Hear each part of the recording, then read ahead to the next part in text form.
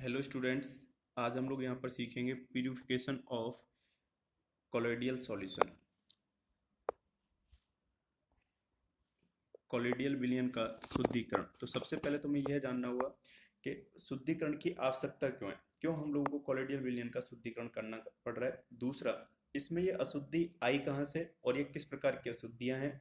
और तीसरा, कि हमें शुद्ध करने के लिए कौन कौन से मेथड यहाँ पर यूज करने होंगे। हम इन तीनों टॉपिक पर यहाँ पर डिटेल में चर्चा करने वाले हैं और आपको यह टॉपिक बहुत अच्छे से क्लियर हो जाएगा अगर आप इन तीनों सब टॉपिक को यहाँ पर समझ लेते हैं। ठीक, सबसे पहले हम लोग समझते हैं कि शुद्धिकरण की आवश्यकता क्यों। देखिए, जब भी हम लोग या मिश्रण किसी पदार्थ या मिश्रण का अध्ययन करते हैं तो हम लोग उसके गुणधर्मों के बारे में बातचीत करते हैं। उसके गुणधर्म के बारे में बातचीत करते हैं तो गुणधर्म जब हम लोग स्टडी करेंगे तो उसमें किसी प्रकार की त्रुटि ना आ जाए, उसमें किसी प्रकार की त्रुटि ना हो, इसके लिए हम लोग क्या करते हैं, गुणधर्मों में त्रुटि से बचने के लिए उस पदार्थ या फिर उस मिश्रण को शुद्ध करते हैं। तो पदार्थ में तो एक ही प्रकार के कण होते हैं, तो यहाँ पर तो कोई हमें डाउट ही नहीं है, यहाँ एक ही प्रकार के कण होंगे, क्योंकि यहाँ पर पदार्थ जो होगा वह एक ही यौगिक या फिर तत्व होगा। और मिश्रण जो होता है यह दो या दो से अधिक पदार्थों से मिलकर बना होता है और यह आपस में परस्पर क्रिया नहीं करते। तो अगर हम लोग मिश्रण की बात करें तो मिश्रण में यहाँ पर जो सबसे मेन चीज है वो है कण का आकार। कण का आकार, तो आप लोग जानते हो कॉलॉइडी कण का आकार अलग होता है और जबकि क्रिस्टलाव जो होता है उसके कणों का आकार अलग होता है। तो क्रिस्टलाव की अगर यहाँ पर अशुद्धि आ जाए और वह अशुद्धि अगर क्रिस्टलाव की यहाँ पर उपस्थित है तो वह हमारे कॉलोइडल विलयन के गुणधर्मों को क्या करने लगेगी, इफेक्ट करने लगेगी। और जैसे वह इनको इफेक्ट करेगी तो हम लोग कहेंगे कि भाई यहाँ पर क्रिस्टलाव एज ए अशुद्धि के तौर पर है और इसको यहाँ से पृथक किया जाए। तो इस अशुद्धि को पृथक करने के लिए अलग अलग हम लोग मेथड सीखते हैं यहाँ पर। और यहाँ पर हमें ये पता चला कि यहाँ पर अशुद्धि के रूप में कौन उपस्थित होगा, जनरली क्रिस्टलाव उपस्थित होगा। ठीक, और यह हमारे कॉलोइडी विलयन के गुणधर्मों को क्या करेगा, इफेक्ट करेगा और हम लोग उनके गुणधर्मों का सही से अध्ययन नहीं कर पाएंगे और उनमें कुछ ना कुछ क्या आएगी, एरर आएगी। और उस एरर से बचने के लिए हमें कॉलोइडल विलयन का शुद्धिकरण करना जरूरी है। ठीक, तो सबसे पहले हमने ये बात क्लियर की अपनी कि भाई हमें कॉलोइडल विलयन का शुद्धिकरण करना क्यों है। अब सेकंड, कि इसमें किस प्रकार की अशुद्धि और वो अशुद्धि आई कैसे। जब भी हम लोग कॉलोइडल विलयन तैयार करते हैं, लाइक एक एग्जांपल ले लेते हैं हम लोग FeOH का होल थ्राइस। मैंने बोला था FeOH के होल थ्राइस का अवक्षेप है ये, ताजा बना, और इसमें अगर हम लोग FeCl3 मिलाएं तो FeCl3 विद्युत अपघट्य है। अगर FeCl3 यहाँ मिलाएंगे तो ये FeOH के होल थ्राइस की सतह पर अधिशोषित होने लगेगा। यहाँ पर उपस्थित समान आयन जो था Fe+3, यह इसकी सतह पर क्या हो जाएगा, अधिशोषित, और Cl नेगेटिव विलयन में उपस्थित रहेगा। तो जब यह इसकी सतह पर अधिशोषित हो गया तो यह FeOH के होल थ्राइस को किस में कन्वर्ट कर दिया है, कॉलॉइड में, कॉलॉइडी रेंज में। और कॉलॉइडी रेंज में जब ये कन्वर्ट हो गया तो यहाँ पर हम लोग कहेंगे यह पेप्टिकरण की घटना के अंतर्गत हम लोगों ने क्या तैयार किया है, कॉलॉइडी विलयन तैयार किया है। अब देखो, अगर FeCl3 एक लिमिट से अधिक मात्रा में हो गया तो यह हमारे लिए अशुद्धि का काम करेगा। तो ये हमारे लिए किसका काम करेगा, अशुद्धि। इसकी लिमिटेड मात्रा यहाँ पर होनी चाहिए, लिमिटेड क्वांटिटी होनी चाहिए, केवल और केवल इतना होना चाहिए कि यह इसके ऊपर अधिशोषित हो पाए, उससे ज्यादा नहीं। उससे ज्यादा अगर हो गया तो यह हमारे लिए क्या हो जाएगा, इम्प्योरिटी हो जाएगा। तो देखो, लिमिटेड क्वांटिटी में तो यह हमारे कॉलॉइड का क्या कर रहा है, स्थायित्व बढ़ा रहा है लिमिटेड क्वांटिटी में। पर जब यह अधिक मात्रा में हो जाएगा तो यह हमारे कॉलॉइड का स्कंदन करने लगेगा। और जब हमारे कॉलॉइड का स्कंदन करने लगेगा तो उसकी प्रॉपर्टीज को इफेक्ट कर रहा है, और उसकी प्रॉपर्टी को इफेक्ट कर रहा है तो हम लोग कहेंगे अब ये किसकी तरह यहाँ पे ट्रीट किया जाएगा, अशुद्धि की तरह। तो ये चीज क्लियर हुई। तो जो अशुद्धि होती है वह कॉलॉइड को बनाते समय ही उसमें क्या हो जाती है, मिक्स हो जाती है, और उसको हमें क्या करना है, अलग करना है। चाहे हम लोग कितना भी एक्यूरेट तरीके से हम लोग कॉलॉइड का निर्माण करें पर तब भी कुछ ना कुछ इम्प्योरिटीज उसमें मिक्स हो जाती हैं। और कुछ इम्प्योरिटीज जो होती हैं वो नेचुरल होती हैं, तो उनको भी हमको यहाँ पर क्या करना पड़ता है, सेपरेट करना पड़ता है। और वो जो नेचुरल इम्प्योरिटीज हैं वो होती हैं वैद्युत अनपघट्य टाइप की, वैद्युत अनपघट्य, जो आयनों में नहीं टूटती हैं। और जो अभी हम लोगों ने जिसकी बात की थी वह इम्प्योरिटी थी वैद्युत अपघट्य।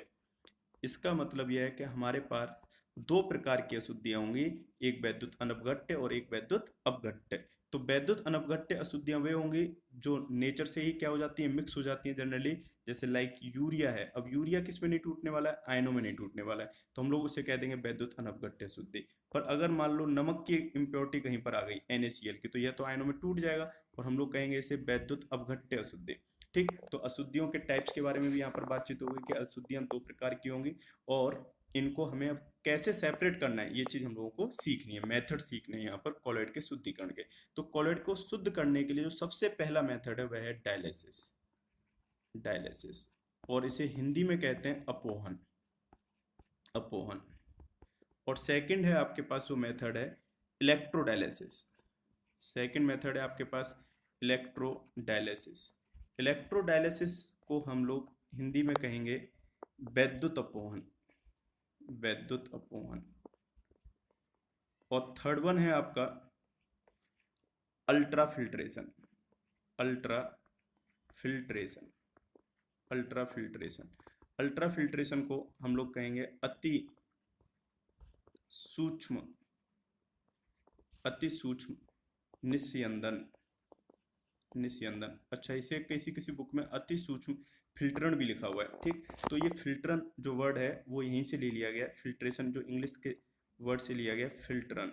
ठीक, तो आप इसे लेकर कंफ्यूज मत होना, पर हिंदी में इसको क्या कहना चाहिए, निस्यंदन कहना चाहिए। और ये फिल्टरन शब्द इंग्लिश का ही हिंदी में एज इट इज ले लिया गया और इसका एक नाम हो जाएगा अति सूक्ष्म फिल्टरन। ठीक, हम तीनों मेथड पर यहाँ पर डिटेल में चर्चा करने वाले हैं और यहाँ पर एक एक करके हम लोग इसे कंप्लीट करेंगे। सबसे पहले हम लोग बात कर रहे हैं अपोहन की, डायलिसिस। अपोहन क्या होता है इसके बारे में हम लोग बात कर रहे हैं। अपोहन,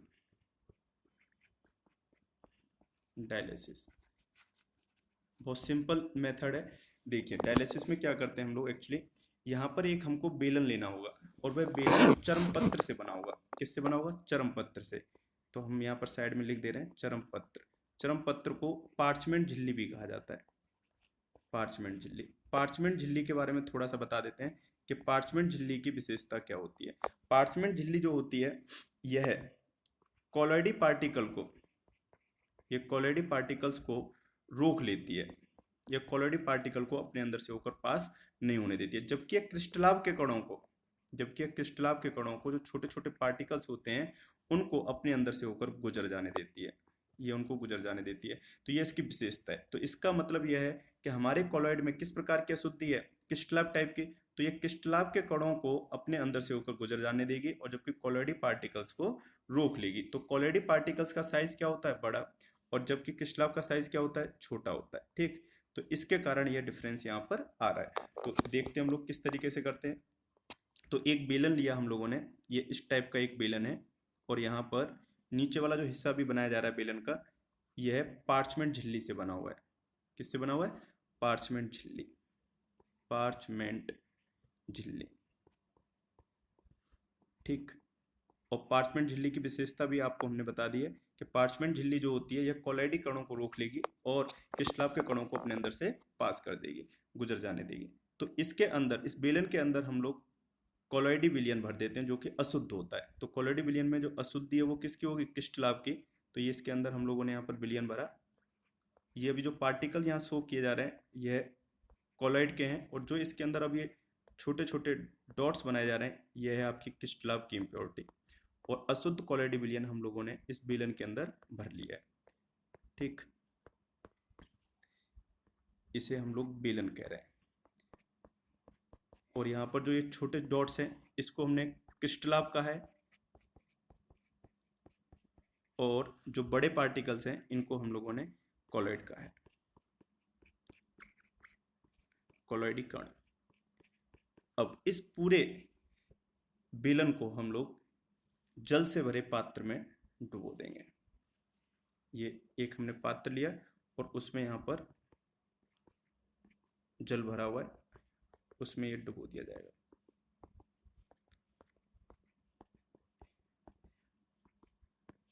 और यहाँ से नीचे से जल का प्रवाह रखेंगे हम लोग। ठीक, यहाँ से जल इस पात्र में क्या हो रहा है, एंटर हो रहा है और ऊपर से यहाँ से हम लोग जल को बाहर निकाल लेंगे। ठीक, अब देखिए, जब भी जल के अणु यहाँ पर गति कर रहे होंगे तो जल के अणु लगातार इस चरम पत्र को हिट कर रहे होंगे। यहाँ पर हिट करेंगे तो लगातार वो टकराएंगे, और टकराने पर ये जो अंदर के कण हैं इनमें भी क्या होगी, कुछ ना कुछ हलचल होगी। जब इनके अंदर हलचल होगी तो यह, अगर यह पार्चमेंट झिल्ली के उस छिद्र पर आ गए और यह छिद्र से होकर बाहर निकल आते हैं, और छिद्र से होकर ये जब बाहर निकलते हैं तो यह अंदर से बाहर की तरफ इस तरीके से इम्प्योरिटी धीरे धीरे धीरे धीरे बाहर आने लगेगी, और क्रिस्टलाव के पार्टिकल पूरे इसमें किस में आ जाएंगे, जल में आ जाएंगे। और जब जल में आ जाएंगे तो यहाँ से जल प्लस क्रिस्टलाव यहाँ से बाहर हो जाएगा, और इस बेलन के अंदर केवल और केवल क्या शेष बचा रह जाएगा, इस बेलन के अंदर केवल कॉलॉइडी विलयन शेष बचा रह जाएगा, कॉलॉइडी विलयन शेष बचा रह जाएगा। ठीक, और इस प्रकार हम लोगों ने कॉलॉइडी विलयन का शुद्धिकरण कर लिया। ठीक, अब इस विलयन का एक ड्रॉबैक, इस मेथड का एक ड्रॉबैक है। क्या ड्रॉबैक है इस मेथड का, इस मेथड का ड्रॉबैक यह है कि यह स्लो प्रोसेस है, काफ़ी समय लेता है ये। तो काफ़ी जब समय लेता है तो अब हम लोगों को किसी फास्ट मेथड की तरफ जाना पड़ेगा। तो जो अगला मेथड हम लोग पढ़ने वाले हैं वैद्युत अपवन, वो इसकी तुलना में फास्ट तो है पर उसका भी एक ड्रॉबैक है। उसका ड्रॉबैक यह है,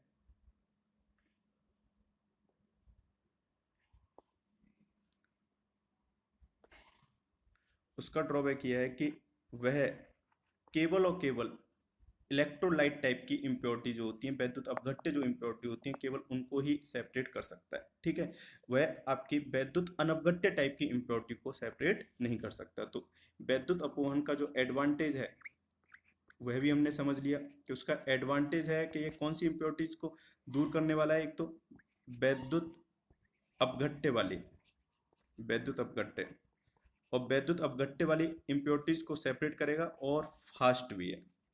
बट ड्रॉबैक क्या है, वैद्युत अनपघट्य वाली इम्प्योरिटीज को यह सेपरेट नहीं कर पाएगा, यही इसका एक ड्रॉबैक है। और समझते हैं इसमें क्या होने वाला है। देखिए, इसमें केवल और केवल आप एक चीज और एक्स्ट्रा कर दोगे, जो पहले हम लोगों ने बेलन लगाया था, इस तरीके से यहाँ पर बेलन लगा हुआ था जल में,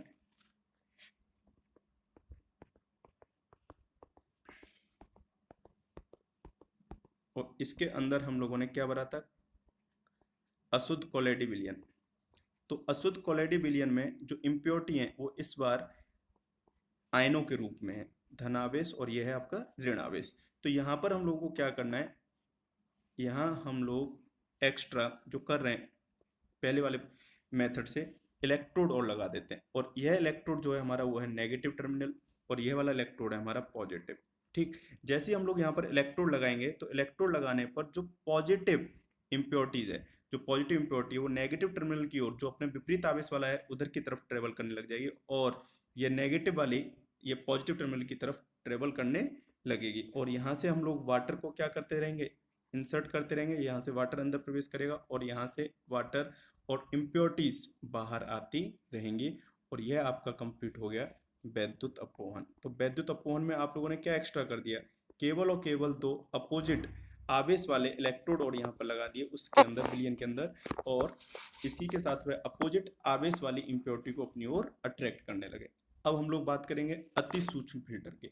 अति सूक्ष्म निस्यंदन, अति सूक्ष्म निस्यंदन जो है, अति सूक्ष्म जो निस्यंदन है, इसमें अति सूक्ष्म निस्यंदन में आपको करना है, सबसे पहले हमारे पास एक साधारण फिल्टर पेपर होगा। उस फिल्टर पेपर के छिद्र बड़े होने के कारण वह क्रिस्टलाव के कणों को भी अपने अंदर से गुजार देगा और कॉलॉइडी कणों को भी अपने अंदर से गुजार देगा। तो हमें ऐसा एक पेपर तैयार करना है जो क्रिस्टलाव के कणों को तो गुजार दे बट कॉलॉइडी कणों को ना गुजारे। तो दैट मीन्स इस फिल्टर पेपर के छिद्र का जो साइज है वो हमको क्या करना है, छोटा करना है। अब इस छिद्र के साइज को छोटा करने के लिए हमको क्या करना है, साधारण फिल्टर पेपर लेकर, साधारण फिल्टर पेपर लेकर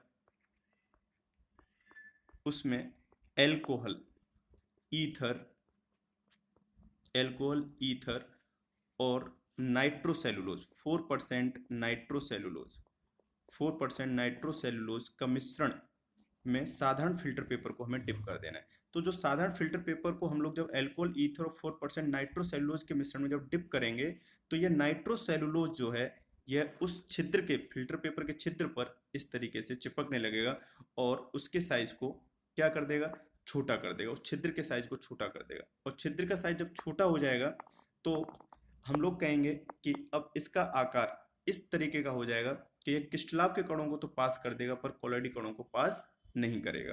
क्लियर है पॉइंट? जब हम लोग अति सूक्ष्म फिल्टर पेपर तैयार करते हैं तो इसमें हम लोग यह भी ध्यान रखते हैं कि यह उस विलयन में डालने पर, अल्कोहल और ईथर के विलयन में डालने पर मुलायम हो जाता है। तो इसे जब हम लोग तैयार कर रहे होते हैं तो इसे कठोर करने के लिए हम लोग फॉर्मल्डिहाइड के विलयन में होकर भी गुजारते हैं। तो फॉर्मल्डिहाइड का जो विलयन होता है वह इसको क्या कर देता है, कठोर कर देता है, और इस प्रकार अति सूक्ष्म फिल्टर पेपर हमारा तैयार हो जाता है।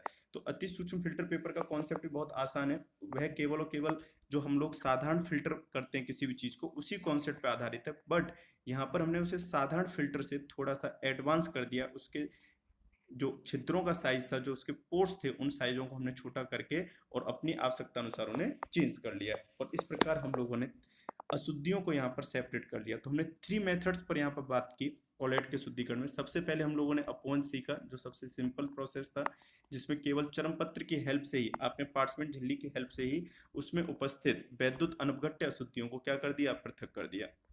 फिर हम लोगों ने वैद्युत अपोहन सीखा। वैद्युत अपोहन की जो एडवांटेज है वो ये है कि ये फास्ट प्रोसेस है, और जबकि अपोहन का जो ड्रॉबैक था वह एक स्लो प्रोसेस था। पर वैद्युत अपोहन का भी अपना एक ड्रॉबैक है। इसका जो ड्रॉबैक है कि यह जो वैद्युत अनवघट्य अशुद्धियां हैं, जो उदासीन अशुद्धियां जो आयनों में नहीं टूटेंगी, उनको ये सेपरेट आउट नहीं कर पाएगा। तो यह इसका ड्रॉबैक था। और थर्ड नंबर पे हमने बात की किसकी, अति सूक्ष्म फिल्ट्रेशन की। तो यह भी हमारा एक बेस्ट मेथड है, बट यहाँ पर हम लोगों को फिल्टर पेपर क्या करना पड़ता है, तैयार करना पड़ता है। ठीक है, चलिए, तो हमने तीनों मेथड्स कंप्लीट कर लिया। मुझे लगता है कि आपको कॉलेट का शुद्धिकरण समझ में आ गया हो। तो कोई भी डाउट हो तो आप लोग क्वेरी कर सकते हैं नेक्स्ट लाइव क्लास में। Thank you.